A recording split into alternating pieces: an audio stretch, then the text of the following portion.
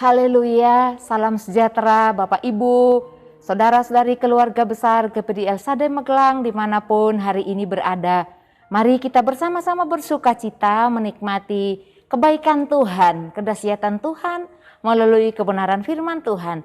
Kita akan membaca firman Tuhan di dalam Markus pasalnya yang ke-9 ayat 38 sampai ayatnya yang ke-41. Markus 9 ayat 38 sampai ayatnya yang ke-41. Demikian bunyi firman Tuhan. Seorang yang bukan murid Yesus mengusir setan. Kata Yohanes kepada Yesus, "Guru, kami lihat seorang yang bukan pengikut kita mengusir setan demi namamu. Lalu kami cegah orang itu karena ia bukan pengikut kita." Tetapi kata Yesus, "Jangan kamu cegah dia, sebab tidak seorang pun yang telah mengadakan mujizat demi namaku dapat seketika itu juga mengumpat aku.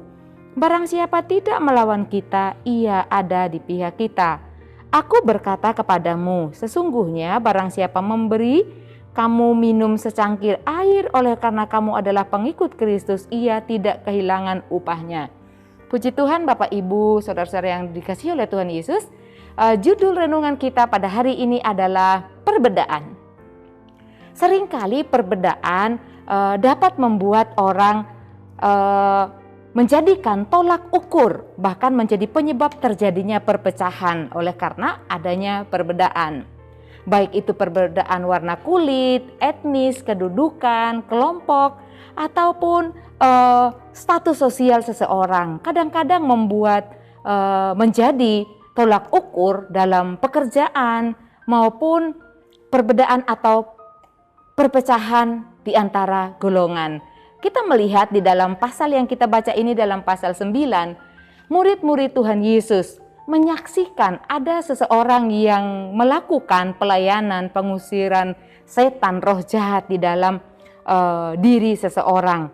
Dan dikatakan pada ayatnya yang ke-38, murid-murid diwakili oleh Yohanes, dia berkata kepada Tuhan Yesus, "Tuhan, kami melihat seseorang yang mengusir roh jahat memakai namamu," memakai nama Yesus, dan dikatakan mereka mencegah orang itu supaya tidak melakukan hal yang demikian. Nah, Bapak Ibu Saudara yang dikasihi Tuhan, Yohanes melihat bahwa orang yang melakukan pelayanan ini mengusir roh jahat demi nama Yesus bukan berasal dari kelompok mereka, yaitu kelompok murid-murid Yesus, sehingga dia bertanya kepada Tuhan. Mereka mengusir setan dengan nama Yesus, tetapi mereka bukan murid Tuhan Yesus.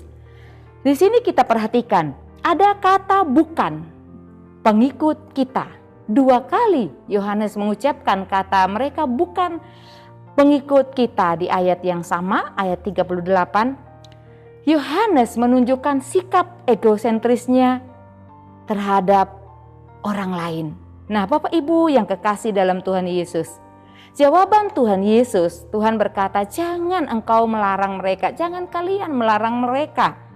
Dan bagi Tuhan Yesus, ia melihat hal yang esensial di dalam pelayanan tersebut, yaitu berasal dari roh yang sama. Hanya orang yang memiliki roh yang bisa mengalahkan atau mengadakan mujizat dalam nama Yesus. Orang yang tidak memiliki Roh Kudus, orang yang setengah-setengah percaya atau bahkan tidak percaya kepada Tuhan Yesus, tentu tidak akan bisa melakukan pengusiran roh-roh jahat.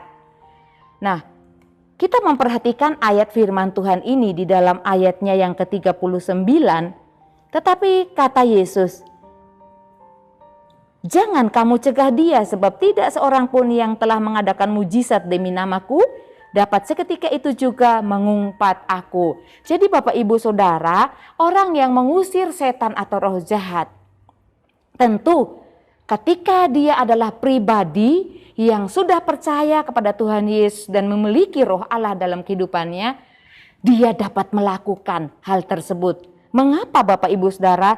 Karena Tuhan sudah memberikan kita kuasa yang sama. Jadi tidak ada perbedaan. Apakah harus hamba Tuhan yang dapat melakukan pengusiran setan? Tidak juga Bapak Ibu. Siapapun jemaat Tuhan, anak-anak Tuhan yang sudah menaruh percaya di dalam Tuhan Yesus Kristus dan kehidupannya dipimpin oleh Roh Tuhan, kita semua bisa melakukan atau mengadakan pengusiran roh jahat. Maka Bapak Ibu Saudara, tidak peduli apakah orang tersebut dari golongan rasul, atau murid-murid Tuhan Yesus, dari golongan orang biasa, atau warna kulit, etnis, kedudukan sosial, apapun perbedaan kita, asalkan kita memiliki di dalam hati kita yaitu Kristus, dan siapapun yang dipimpin oleh Roh Kudus, merekalah saudara kita, tidak ada perbedaan. Di sini di dalam Markus 9, orang yang mengusir roh jahat itu artinya dia juga adalah orang yang percaya kepada Tuhan Yesus. Meskipun mungkin kita berbeda denominasi gereja atau berbeda dalam penafsiran, tetapi ketika kita memiliki hati yang sama, percaya kepada Tuhan Yesus, tentu kita semua dapat melakukan kuasa yang sama, yaitu dapat mengusir roh jahat. Kalau kita melihat Bapak Ibu, kadang-kadang anak Tuhan, hamba Tuhan, ketika belum dapat mempraktekkan apalagi melakukan mujizat. Ini mujizat Bapak Ibu Saudara ya, pengusiran roh jahat. Kadang-kadang ketika melihat orang lain yang berhasil melakukannya, apalagi kalau itu bukan hamba Tuhan mungkin Bapak Ibu Saudara, tetapi dapat melakukan hal tersebut karena imannya kepada Tuhan Yesus dan dia percaya bahwa dia memiliki kuasa. Kadang-kadang timbul rasa iri dalam hati seseorang. Kalau Bapak Ibu membaca kisah-kisah sebelumnya, ayat-ayat sebelumnya dalam pasal 9 ini, ada di dalam ayat 14 sampai ayatnya yang ke-29, di sana membahas tentang Yesus mengusir roh dari seorang anak yang bisu. Sebelumnya murid-murid yang dipercayakan oleh orang tua anak tersebut untuk mengusir roh jahat itu, roh setan yang merasuk anak itu yang membuatnya bisu dan tuli. Namun murid-murid tidak dapat melakukannya, sehingga ketika Tuhan Yesus datang dan orang tua dari anak ini memohon untuk Yesus menyembuhkan anaknya. Dan ketika orang tuanya berkata, "Aku percaya bahwa engkau dapat melakukannya." Awalnya orang tua ini berkata, "Jikalau engkau dapat melakukannya." Ada keraguan Bapak Ibu ya. Tapi ketika dia mengubah sikap hatinya, "Aku percaya," dengan berteriak, Tuhan melakukan mujizat itu, mengusir roh jahat itu dengan suara yang keras. Ada hal-hal yang perlu kita lakukan ketika mengusir roh jahat Bapak Ibu Saudara. Yang pertama, jangan pernah mengusir roh jahat dengan lemah iman. Artinya setengah-setengah percaya. Kita mau usir setan, tetapi kita punya perasaan, iya enggak ya? Bisa enggak ya? Pergi enggak ya roh jahat ini? Harus dengan iman yang teguh di dalam Tuhan. Iman yang bulat bahwa kita dapat melakukan kuasa Tuhan tersebut. Dan Tuhan berkata kepada murid-muridnya, "Berapa lama lagi aku harus bersama-sama dengan kamu?" Artinya Tuhan menuntut juga di dalam kehidupan kita untuk kita bersama-sama memiliki kedewasaan iman Bapak Ibu Saudara ya. Tuhan sangat menginginkan agar kita menjadi anak-anak Tuhan yang dewasa iman. Artinya dewasa dalam pengertian kita terhadap firman Tuhan dan juga dapat melakukan, mempraktekkan setiap janji Tuhan di dalam firman Tuhan. Karena setiap orang yang melakukan firman Tuhan akan disertai oleh kuasa Tuhan. Kita sudah membahas pada minggu yang lalu pada firman Tuhan dalam Injil Matius pasalnya yang ke-10 ayat 1 dan ayatnya yang ke-8. Ketika Tuhan mengutus murid-muridnya, Tuhan memberikan kuasa agar mereka dapat menaklukkan roh-roh jahat, menyembuhkan orang sakit, melenyapkan setiap kelemahan yang ada dalam kehidupan manusia. Oleh karena itu, Yesus berkata, "Barang siapa yang tidak melawan kita, ia di pihak kita."